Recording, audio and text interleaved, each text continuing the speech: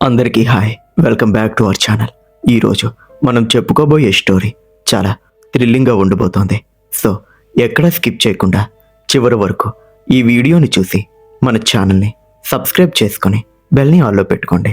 మీరు బెల్ని ఆల్లో పెట్టుకోవడం వల్ల నేను పెట్టే ప్రతి ఒక్క స్టోరీ మీకు తొందరగా రీచ్ అవుతుంది. ఇంకా ఎలాంటి ఆలస్యం చేయకుండా స్టోరీలోనికి వెళ్ళిపోదాం. సూర్యుడు నడిమినెత్తి మీద నుంచి నెమ్మదిగా పడమటి కొండల వెనక్కి జారుకుంటున్న వేళాది ఊరికి ఆమడ దూరంలో ఉన్న ఆ కారడవి పేరు చెబితేనే చుట్టుపక్కల పల్లెటూరు జనాలకు వెన్నులో వణుకు పుడుతుంది. అడవిలోనికి పగటిపూట వెళ్ళడానికి 10 సార్లు అందరూ కూడా ఆలోచిస్తూ ఉంటారు.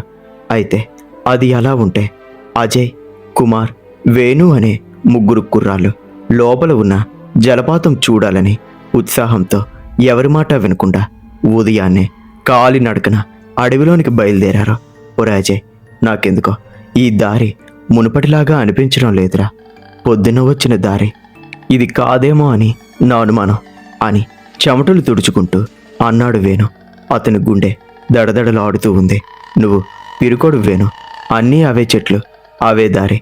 ఇంకో ఆమడ దూరం నడిస్తే మన ఊరి పొలిమేర వచ్చేస్తుంది. నువ్వు భయపడకుండా నడువు ముందు అని ధైర్యం చెప్తూ ముందుకు నడుస్తూ ఉన్నాడు అజయ్. అతనికి కూడా లోపల కాస్త కంగారుగానే ఉన్నా బయటకు కనబడనివ్వలేదు. అజయ్ చెప్పేది నిజమే రవేను, అయినా మనం ఇప్పుడు వెనక్కి తిరిగి వెళ్ళే పరిస్థితిలో లేము. చీకటి పడుతోంది, అడుగులు వేగంగా వేయండి అంటూ తన వీపుకున్న సంచిని సర్దుకున్నాడు కుమార్. కానీ సమయం గడిచే కొద్దీ అడవి స్వరూపం మారుతోంది. ఆకాశాన్ని కమ్మేసిన మహావృక్షాల ఆకుల మధ్య నుంచి సూర్యరశ్మి నేలను తాకడమే గగనమైపోయింది. చుట్టూ కూడా దట్టమైన పొదలు, పాకురు పట్టిన బండరాళ్ళు. అడుగు తీసి అడుగు వేస్తే ఎండిన ఆకులు విరిగే చప్పుడు తప్ప ఇంకే అలికిడి లేదు. పక్షుల అరుపులు కూడా ఆగిపోయాయి. చుట్టూ కూడా ఎటు చూసినా ఒక భయంకరమైన నిశ్శబ్దం ఆవరించి ఉంది. నెమ్మదిగా వెలుతురు పూర్తిగా తగ్గిపోయి చిమ్మ చీకటి అడవిని కమ్మేసింది. దారి పూర్తిగా కనుమరుగైంది. అప్పటి వరకు ఉత్సాహంగా అడుగులు వేసిన ఆ ముగ్గురి కాళ్ళు ఇప్పుడు ముందుకు కదలడానికి మొరాయిస్తూ ఉన్నాయి. ఒరే, నాకు భయం వేస్తుందిరా. చుట్టూ చూడు ఎట్లా ఉందో. దారి తప్పుతామని నేను పొద్దున్నే చెప్పాను, విన్నారా నా మాట అని వేణు గొంతు వణుకుతోంది. కుమార్ వెంటనే తన జేబులో నుంచి ఫోన్ని బయటికి తీశాడు. కనీసం ఎవరికైనా చెప్దామని ఫోన్ని అలానే చూస్తూ ఉంటే కనీసం అందులో సిగ్నల్ కూడా లేదు. ఒక్క గీత కూడా కనిపించడం లేదు. అరెరే, ఇందులో అసలు ఎలాంటి సిగ్నల్ లేదు. మనం ఇప్పుడు ఎవరితో కూడా మాట్లాడలేం అని నిరాశగా అంటూ ఉన్నాడు కుమార్. సరే, నా దగ్గర ఉన్న లైట్ని వెలిగిస్తాను, ఉండండి అని చెప్పి మెల్లగా వెలిగించాడు. ఆ వెలుతుల్లో మెల్లగా దారి వెతుక్కుంటూ పోదాం అని అజయ్ తన సంచిలో నుంచి ఒక లైట్ని తీసి మెల్లగా బటన్ నొక్కాడు. అది ఒక్కసారిగా మినుక్కుమని వెలిగి మరుక్షణమే పుటుక్కుమని ఆరిపోయింది. అజయ్ దాన్ని 2 సార్లు చేతితో కొట్టి మళ్ళీ నొక్కాడు. లాభం లేదు. అందులో ఉన్న విద్యుత్ శక్తి పూర్తిగా అయిపోయిందని వాళ్ళకు అర్థమైంది. ఇక వాళ్ళ గుండెల్లో రైళ్లు పరిగెత్తడం మొదలైంది. చేతిలో వెలుతురు లేదు. ఎవరిని అడగడానికి అవకాశం లేదు. కళ్ళు పొడుచుకొని చూసినా ఎదురుగా ఉన్న మనిషి కూడా కనబడని కట్టిక చీకటి. చల్లటి వాయువు ఒక్కసారిగా వాళ్ళ దేహాలను తాకుతూ వెళ్తూ ఉంది. చెట్ల కొమ్మలు ఒకదానికొకటి రాసుకుంటూ పుట్టిస్తున్న ఆ శబ్దాలు, కీచురాల రొద వాళ్ళ భయాన్ని మరింత పెంచుతున్నాయి. ఏం చేద్దాంరా ఇప్పుడు? ఇక్కడే ఏ చెట్టు కిందన కూర్చుందామా? పాములు కీటకాలు ఉంటాయేమో అని భయంతో ఏడ్చేంత పనిచేశాడు వేణు. భయపడకరా వేణు, నా చేయి పట్టుకో.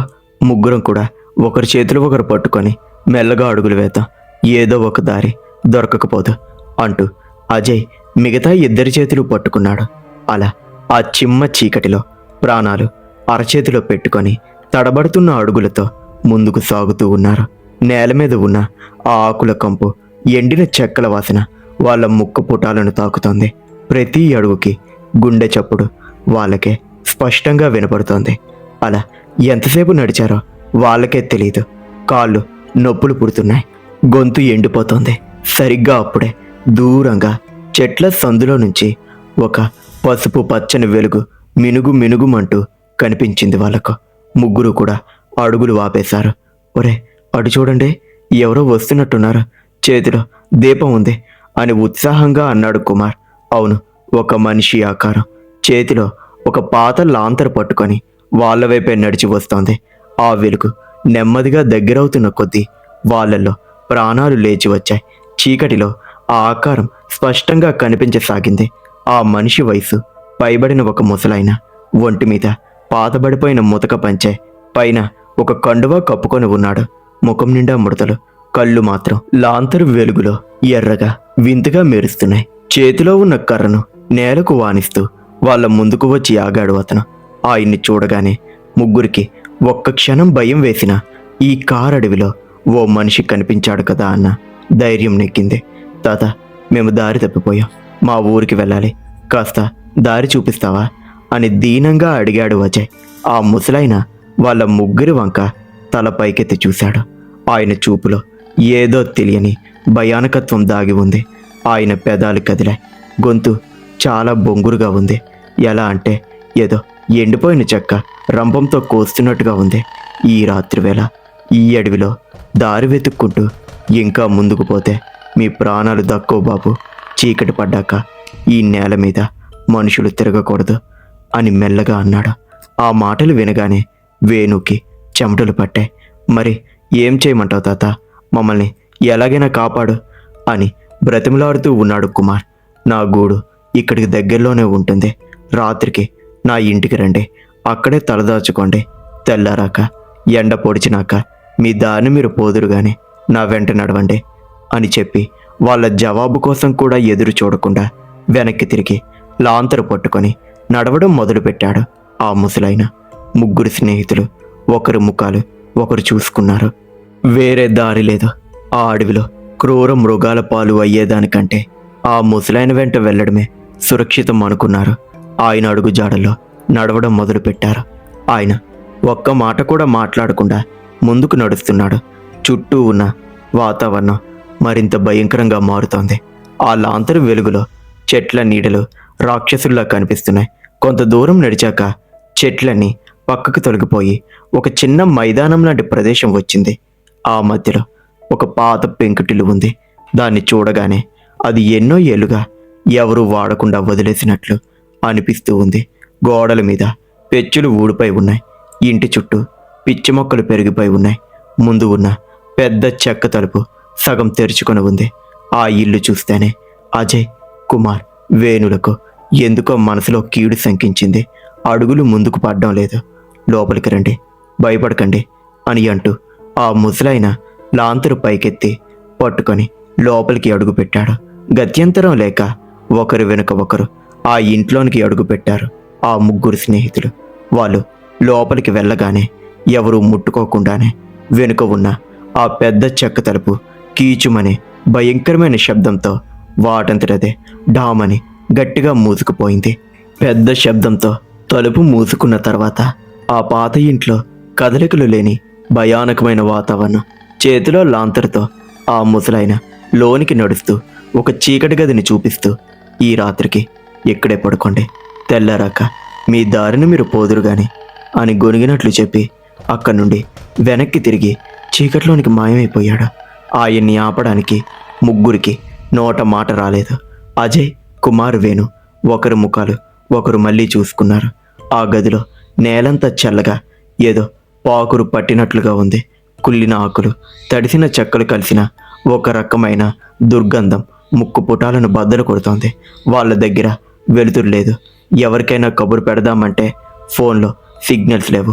భయంతో వణుకుతూనే ముగ్గురు ఆ చల్లటి నేల మీద ఒక మూలగా ఒకరికొకరు తోడుగా పడుకున్నారు. ప్రయాణపు అలసట, అప్పటి వరకు పడిన భయం వల్ల కుమార్, వేణులకు కాసేపటికు కన్ను అంటింది. కానీ అజయ్కి మాత్రం ఆ ఇంట్లో జరుగుతున్నదంతా ఏదో కీడుని సూచిస్తున్నట్లు అనిపించి అస్సలు నిద్ర పట్టలేదు. సరిగ్గా అర్ధరాత్రి దాటిన సమయం. చుట్టూ ఎలాంటి అలికిడి లేదు. ఒక రకమైన నిశ్చలత్వం ఆవరించి ఉంది. గడ్డకట్టే చలికి అజయ్ ముడుచుకొని పడుకున్నాడు. అప్పుడే ఎక్కడి నుంచో సన్నగా ఏడుపు వినిపించింది. ఎవరో గుండెలు బాదుకుంటూ ఎంతో వేదనతో ఏడుస్తున్న శబ్దం. ఆ రోదన వినగానే అజయ్ గుండె ఆగిపోయినంత పనైంది. కళ్ళు తెరిచి చీకట్లోనికి చూడ్డానికి ప్రయత్నించాడు. ఆ ఏడుపు నట్టిట్లో నుంచి వస్తున్నట్టు అనిపించింది. అదే సమయంలో అజయ్, అజయ్ అని ఎవరో చాలా నెమ్మదిగా గొంతు బొంగురుపోయి పిలుస్తున్నట్టుగా అతనికి అనిపించింది.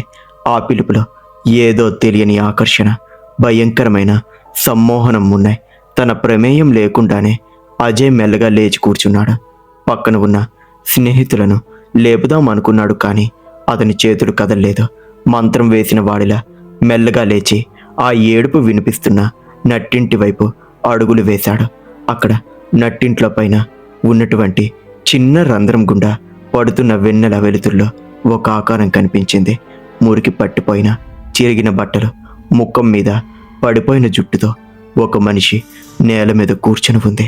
2 చేతులతో తలను పట్టుకొని ముందుకు వెనుకకు ఊగుతూ గుండెలు పగిలేలా ఏడుస్తోంది. అజయ్ ఊపిరి బిగపట్టి ఆ దృశ్యాన్ని చూస్తున్నాడు. అతనికి ఏం చెయ్యాలో పాలుపోవడం లేదు.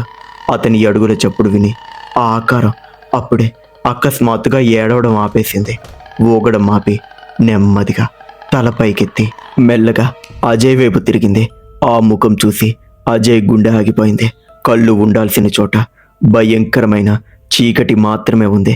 రక్తం కారుతున్న ముఖం, పెదాలపైకి లాగుపోయిన పళ్ళు, అవన్నీ బయటకు కనిపిస్తూ పైశాచికంగా నవ్వుతోంది.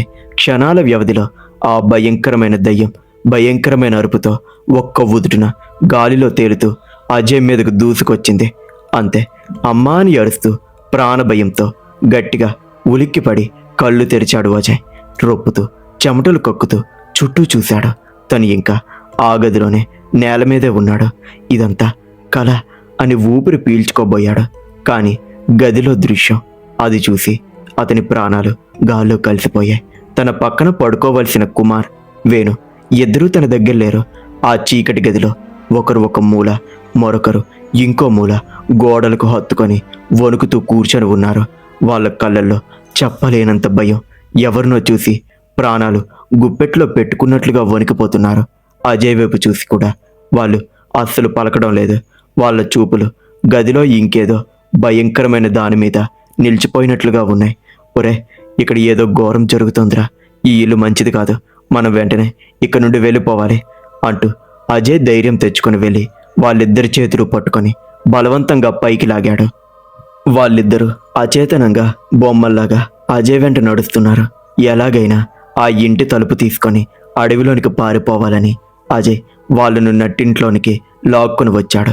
సరిగ్గా వాళ్ళు ఇంటి మధ్యలోనికి రాగానే మళ్ళీ ఆ భయంకరమైన ఏడుపులు మొదలయ్యాయి. ఈసారి ఒక్కరు కాదు, వందలాది మంది కలిసి ఏడుస్తున్నట్లుగా ఇంటి నలుమూలల నుంచి ఆ భయంకరమైన రోదనలు చెవులు పగిలిపోయేలా ప్రతిధ్వనిస్తున్నాయి. అంతలోనే ఆ ఇల్లు మొత్తం భయంకరంగా కుదుపులకు గురైంది. భూకంపం వచ్చినట్లు నేల కదిలిపోతోంది. గోడల మీద ఉన్న పాత చిత్రపటాలు కిందపడి పగిలిపోతున్నాయి. పైకప్పు బీటలు వారుతూ ఇంటి కలప, రాళ్ళు వాళ్ళ మీదకు కూలిపోతున్నట్లుగా అనిపించింది. ముగ్గురు ప్రాణభయంతో తలలు పట్టుకొని కింద కూర్చోపోయారు. ఆ కూలుతున్న శిథిలాల మధ్యలో వాళ్లకు రాత్రి ఆశ్రయం ఇచ్చిన ఆ ముసలాయన నిటారుగా నిలబడి ఉన్నాడు. ఆయన చేతిలో లాంతరు లేదు, కానీ ఆయన కళ్ళు భయంకరంగా మండుతూ ఉన్నాయి. ఆయన ముఖం కండరాలు కరిగిపోతూ అస్థి పంజరంలా మారిపోయి వాళ్ళ వైపు చూస్తూ వికృతంగా నవ్వుతున్నాడు. ఆ దృశ్యం చూడగానే ముగ్గురికి కళ్ళు బైర్లు కమ్మి స్పృహ కోల్పోయి అక్కడే పడిపోయారు. చంపను తాకుతున్న సూర్య కిరణాల వేడికి, పక్షుల అరుపులకు అజయ్ మెల్లగా కళ్ళు తెరిచాడు. తల విపరీతంగా బరువుగా ఉంది. పక్కనే కుమార్, వేణు కూడా అప్పుడే మెలకు వచ్చి కళ్ళు నలుపుకుంటూ ఉన్నారు. చుట్టూ చూసిన ముగ్గురికి మాట రాలేదు. వాళ్ళు ఉన్నది ఏ ఇంట్లోనో కాదు, ఒక పాడుబడ్డ పూర్తిగా శిథిలమైన రాతి కట్టడం మధ్యలో. ఆ ఇంటికి పైకప్పు లేదు. 4 గోడలు కూడా సగం కూలిపోయి ఉన్నాయి. లోపలంతా పిచ్చి మొక్కలు, ముళ్ళ పొదలు పెరిగిపోయి ఉన్నాయి. ఎన్నో దశాబ్దాల క్రితమే ఆ ఇల్లు నాశనం అయిపోయిందని ఆ శిథిలాలు చూస్తే అర్థమవుతోంది. రాత్రి వాళ్ళు చూసిన ఆ ముసలాయన, ఆ ఇల్లు తలుపులు, భయంకరమైన ఆకారాలు అన్నీ ఏవి? ఆ దారి తప్పిన కారడవిలో అదృశ్య శక్తులు సృష్టించిన భ్రమలో వాళ్ళు చిక్కుకున్నారని, రాత్రంతా వాళ్ళు ఈ కూలిపోయిన గోడల మధ్య ఆ భయంకరమైన ఊహల నడుమ గడిపారని వాళ్ళకు అర్థమైంది. ఆ ముసలైనెవరు వాళ్ళను ఆ మృత్యు కూపంలోనికి ఎందుకొని లాక్కొని వెళ్ళాడో వాళ్ళకు అస్సలు తెలీదు. తర్వాత వాళ్ళు వెంటనే భయంతో వణికిపోతూ వెనక్కి తిరిగి చూడకుండా ఆ అడవిలో నుంచి ప్రాణాలు అరచేతుల్లో పెట్టుకొని పరుగు తీశారు. ఇంకెప్పుడు ఆ అడవిలోనికి అస్సలు అడుగు పెట్టలేదు. చూశారు కదా, ఇది ఇవాల్టి స్టోరీ. ఇలాంటి మరిన్ని స్టోరీస్ కోసం ఇప్పుడే మన వైవి దయ్యాలదారి ఛానల్ని సబ్స్క్రైబ్ చేసుకొని బెల్ని ఆన్లో పెట్టుకోండి. మరొక స్టోరీతో మళ్ళీ కలుద్దాం. అంతవరకు సెలవు. ఉంటాను.